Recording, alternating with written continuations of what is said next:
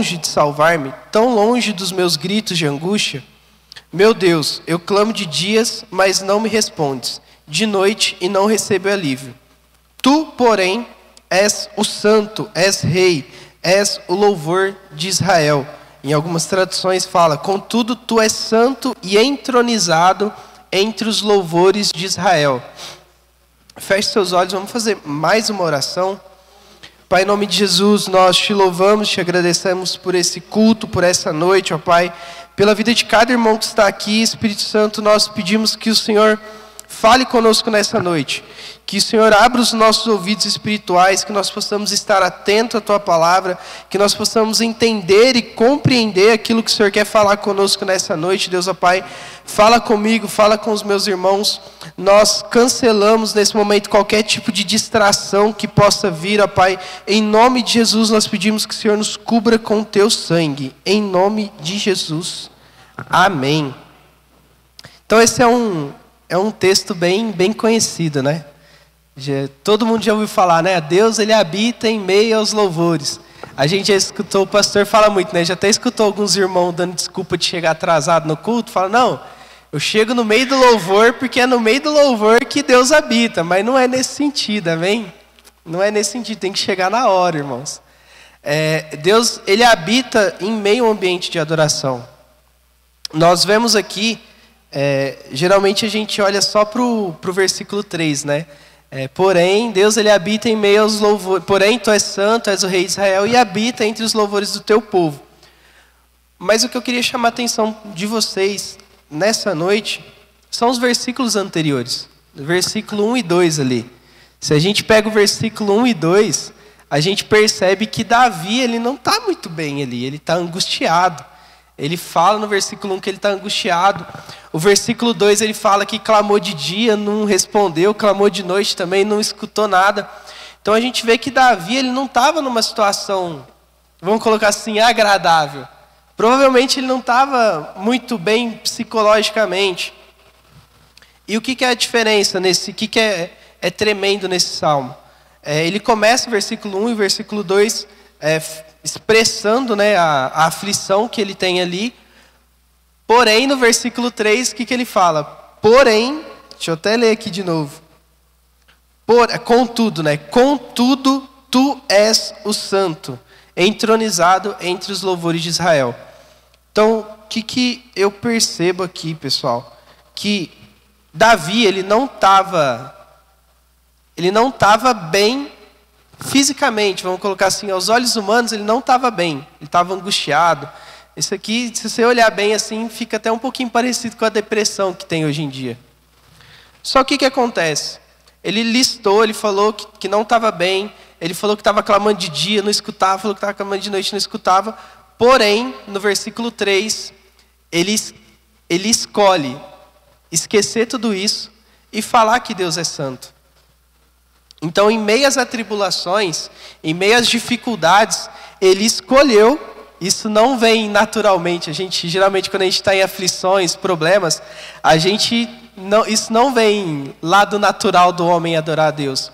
Ele fez uma escolha. Ele escolheu olhar para Deus. E a hora que ele olhou para Deus, que ele falou, Tu és o santo, entronizado entre os louvores de Israel.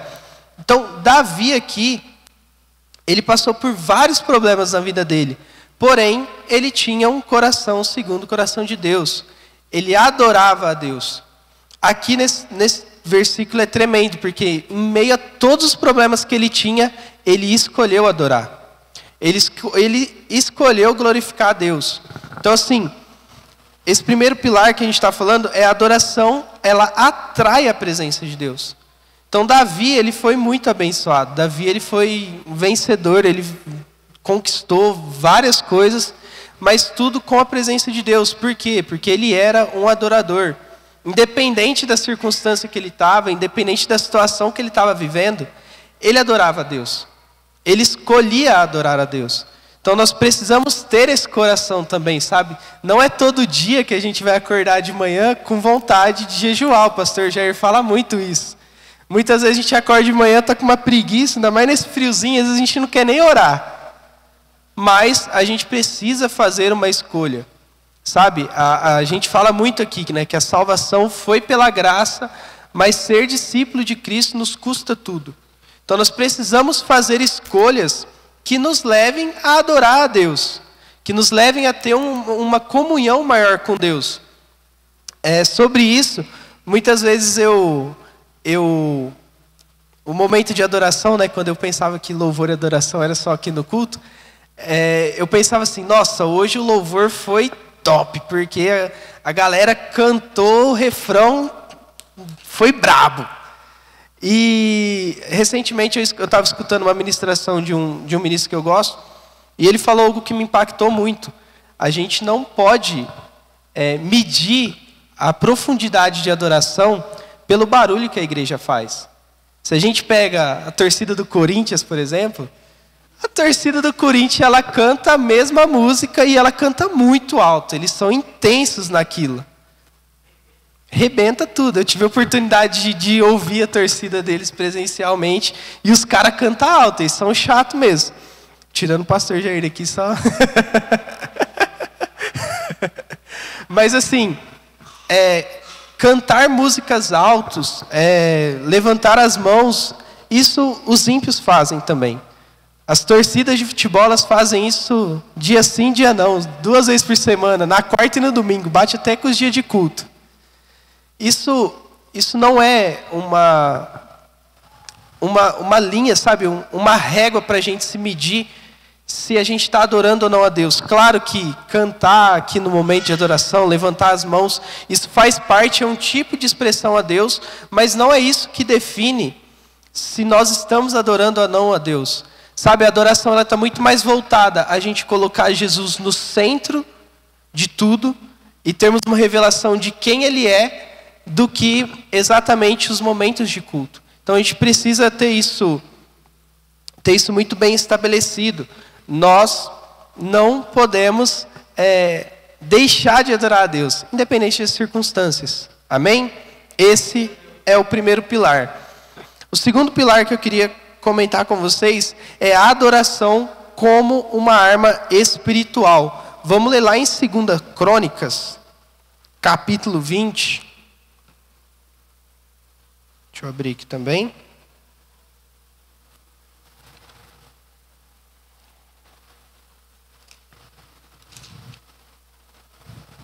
Segunda Crônicas 20, a gente vai ler o 21 e o 22.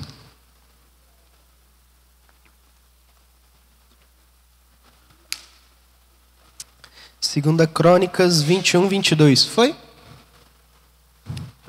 Ó, a foto foi ao vivo agora? Você tá ligeiro, hein?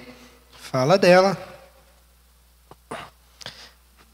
Está escrito assim: depois de consultar o povo, Josafá nomeou alguns para cantarem ao Senhor e louvarem pelo esplendor da sua santidade, indo à frente do exército, cantando: deem graças ao Senhor, pois o seu amor dura para sempre.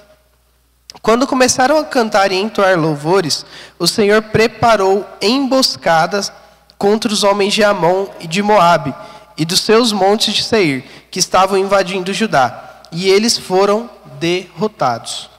Amém? Então a gente vê aqui, Josafá, ele estava numa situação complicada, trazendo contexto aqui para vocês. Ele seria atacado por um exército, né, por 2 exércitos ali, que eram os amonitas e os moabitas, e basicamente, juntando os 2 exércitos, era muito mais forte do que o exército que ele tinha em Judá. Se você ler o começo desse capítulo, é até engraçado aqui, que fala que Josafá, ele teve medo.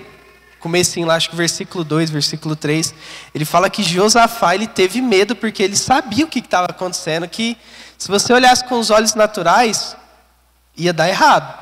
Que nem eu costumo dizer quando eu estou brincando, estava tudo certo para dar errado. Estava tudo no jeito para dar errado. E logo no começo do texto, no mesmo versículo que fala que Josafá ele teve medo, no versículo seguinte, a Bíblia diz que Josafá ele foi consultar ao Senhor. Como nós agimos em situações que a gente está está aflito, em situações que a gente está com medo, em situações que muitas vezes a gente está cercado por problemas naturais. Eu vou confessar aqui para vocês, geralmente eu penso em todas as maneiras que eu posso resolver isso com a força do meu braço. E esse versículo aqui, ele nos mostra, esse texto aqui no geral, Crônicas, 2 Crônicas no capítulo 20, principalmente Josafá, ele nos ensina que nós devemos buscar ao Senhor. Ele consultou ao Senhor. E aqui no versículo 21 e 22 que a gente leu, ele aplicou a estratégia que Deus deu para ele. Então o que Deus mandou ele fazer? Mandou os músicos na frente, os levitas irem à frente do exército para adorarem. E quando os levitas começaram a adorar, o inimigo foi emboscado e foi derrotado. Então assim, tem situações, queridos, que na nossa vida, que nós não vamos conseguir resolver com a força do nosso braço, que a gente não vai conseguir resolver com o nosso pensamento humano. E quando nós escolhemos confiar e adorar o Senhor em meio a esses problemas, o Senhor, ele trabalha ao nosso favor. Então nós vemos aqui que era uma situação que não tinha como Josafá vencer. Não tinha o que ele fazer, ele ia perder a batalha. O que ele fez? Ele confiou no Senhor. Tem alguma coisa chiana aí, Ricardinho. Ele escolheu confiar no Senhor. E quando ele confiou no Senhor, o Senhor se moveu e emboscou o pessoal. Então assim, também não estou falando aqui, gente, para a gente ser preguiçoso. Tem situação que a gente consegue resolver. Então assim, Deus, ele age quando nós não conseguimos resolver na força do nosso braço. Quando assim, tem situações que nós temos que resolver. Não adianta, por exemplo, você gastar seu limite inteiro lá do cartão de crédito e depois começar a adorar o Senhor pensando que vai dar certo, porque esse problema aí foi você que arrumou, você que corre atrás de resolver. A fatura vai chegar, não adianta repreender, jejuar, né, Ricardinho? A fatura chega. Então assim, mas tem situações que quando nós adoramos ao Senhor, Ele se move e as coisas acontecem.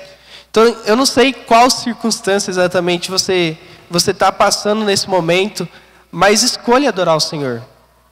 Sabe, nós olhando aqui com olhos naturais, você vai colocar os músicos à frente do exército, era o pessoal menos capacitado, por exemplo. Era o pessoal que não sabia conduzir uma espada, um escudo, provavelmente eles não sabiam. Geralmente mão de música é um pouquinho mais delicada, assim, você pega naquela época os caras tocavam harpa, tocavam uns trem mais diferentes. Mão de músico não tem calo, assim, não, né, Ricardinho? Né? Tem a mão mais de boa. A gente tem calo só na ponta dos dedos aqui, onde que aperta as cordas. E a estratégia que Deus deu para esse povo foi mandar eles à frente. E o tremendo aqui é que quando eles começaram a dar graças ao Senhor, o exército inimigo ele foi derrotado. Então, a adoração, nesse texto aqui, ela está mais do que provada que ela é uma arma de guerra. Nós precisamos usar as armas que estão às nossas disposições. A adoração, ela é uma arma espiritual e é uma arma capaz de derrotar gigantes, vencer batalhas. Então, escolha adorar o Senhor. O problema é que muitas vezes a gente escolhe adorar o nosso problema, né? Então a gente fica olhando nosso problema e fala, meu Deus, que problema grande, que problema complicado. E resmunga, resmunga, resmunga. Mas nessa noite eu quero te convidar a olhe para o Senhor, adore o Senhor. O Deus que você serve, ele é muito maior do que o problema que você está passando. Sabe, independente do problema, Deus, ele é dono do ouro e da prata. Deus, ele é capaz de curar doenças. Deus é capaz de ressuscitar mortes. Então assim, não tem problema que Deus não possa resolver. Olhe para Deus, ao invés de olhar para o seu problema e adorar o seu problema. Adore a Deus. A adoração, ela é uma arma de batalha, uma arma espiritual. Amém? Nesse contexto ainda, o terceiro pilar, talvez eu vou passar um pouquinho das 9. O terceiro pilar é o seguinte, a adoração, ela transforma o adorador. Eu gostaria de ler com vocês lá em Isaías 6, um texto bastante conhecido.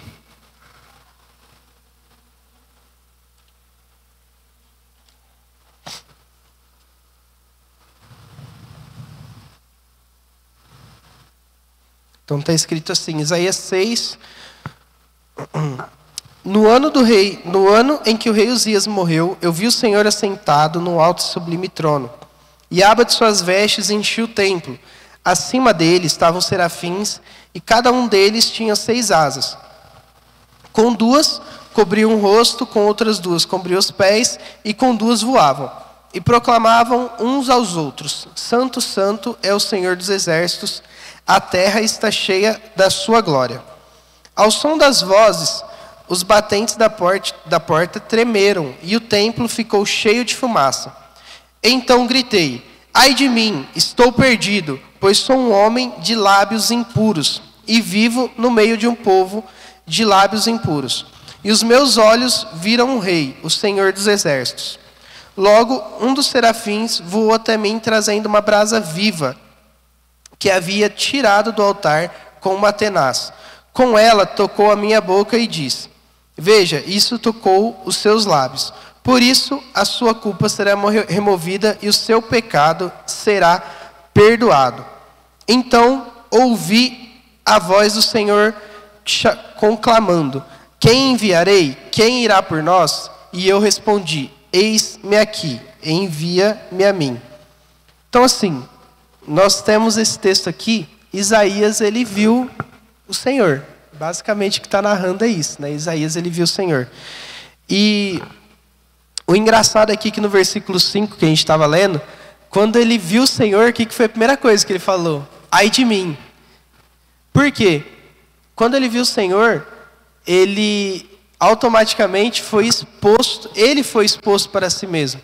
Então, muitas vezes a gente está cometendo pecados e muitas vezes a gente não tem muita noção disso.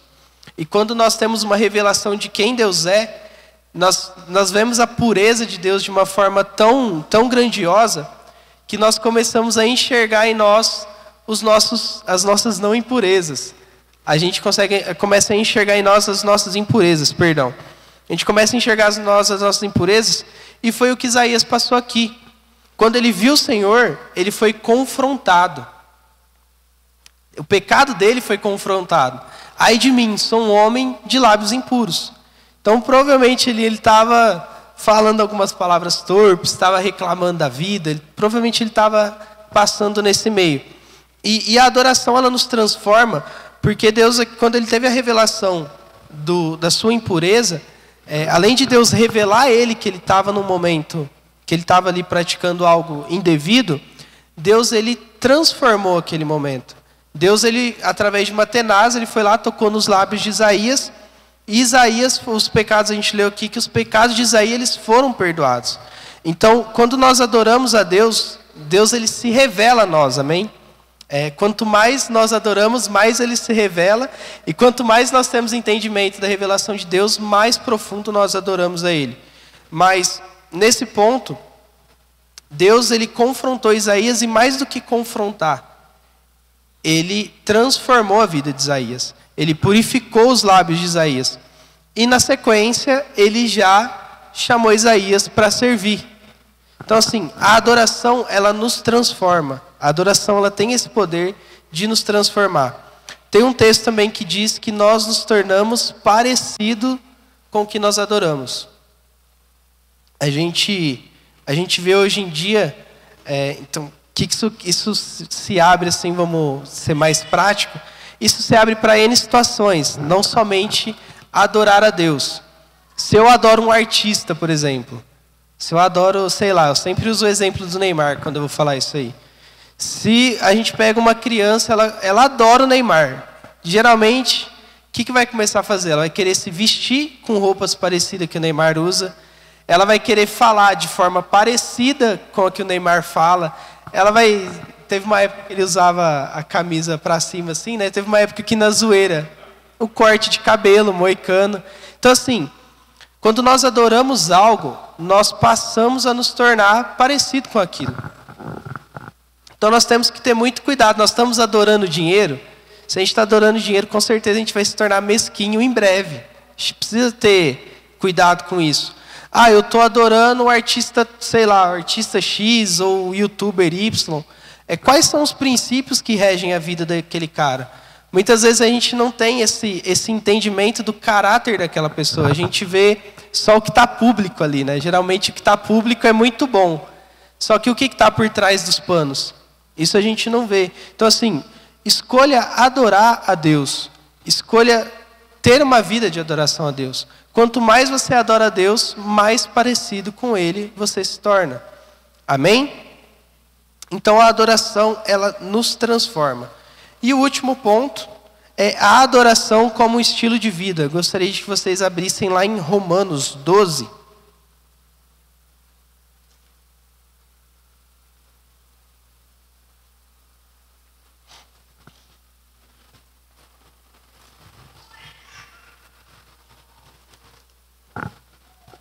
Romanos, capítulo 12, a gente vai ler o 1 e o 2.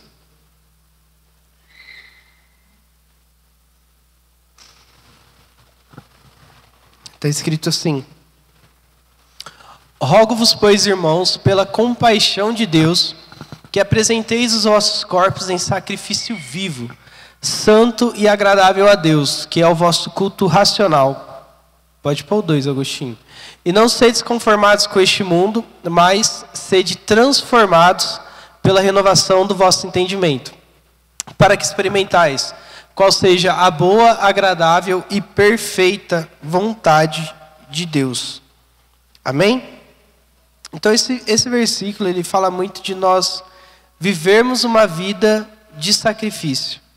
Uma vida onde nós nos colocamos como sacrifício vivo no altar de Deus. Nós precisamos ter uma vida onde nós escolhemos o altar ao invés do mundo. O problema é que hoje nós muitas vezes escolhemos o entretenimento ao invés de Deus. A gente escolhe qualquer coisa. A gente troca um momento de oração por uma série, a gente troca um momento de oração por uma saída, sei lá, por um cinema. E nós precisamos viver uma vida de entrega ao Senhor. Nós precisamos ser sacrifícios vivos diante de Deus. Nós precisamos diariamente ter um encontro com Deus. Sabe, adorar ao Senhor com todo o nosso entendimento, com todo o nosso coração. Então, para a gente concluir, a adoração ela é muito mais do que um momento no culto. A adoração ela não se restringe ao que acontece aqui na igreja. A adoração ela tem que ser um estilo de vida.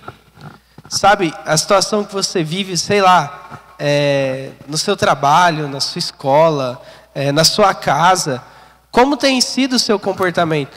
O seu comportamento é um comportamento de um adorador, vamos colocar assim.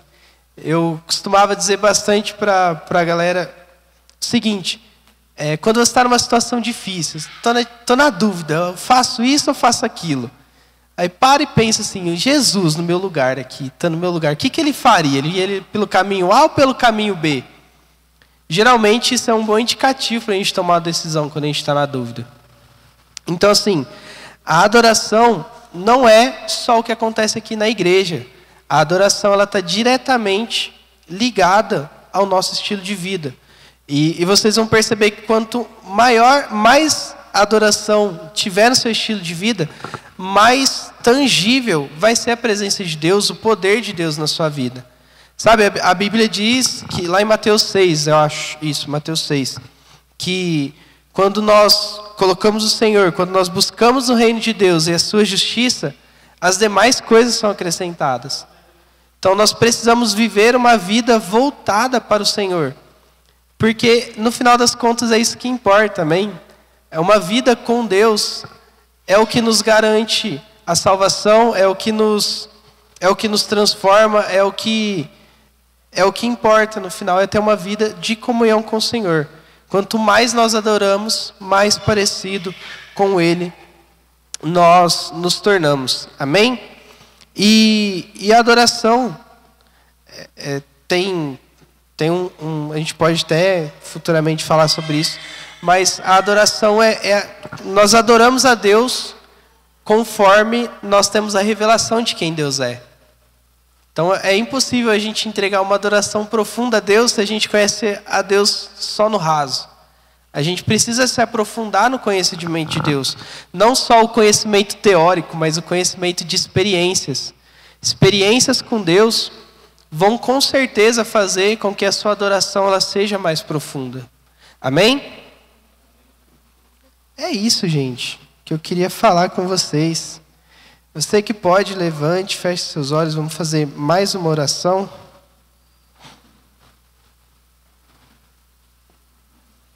Pai, nós te louvamos, te agradecemos por essa noite, Senhor.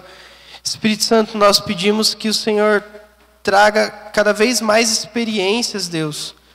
Nós queremos conhecer e prosseguir em te conhecer, Jesus. Nós queremos cada vez mais ter uma revelação de quem tu és. Nós queremos cada vez mais ser encontrados como verdadeiros adoradores de ti, Pai, que nós possamos viver uma vida no altar, Deus, um estilo de vida, Deus, que vem de encontro com os teus princípios, ó Pai. Em nome de Jesus, nós profetizamos aqui que nós temos verdadeiros adoradores neste lugar, ó Pai, que adoram o Senhor em espírito e em verdade, ó Pai.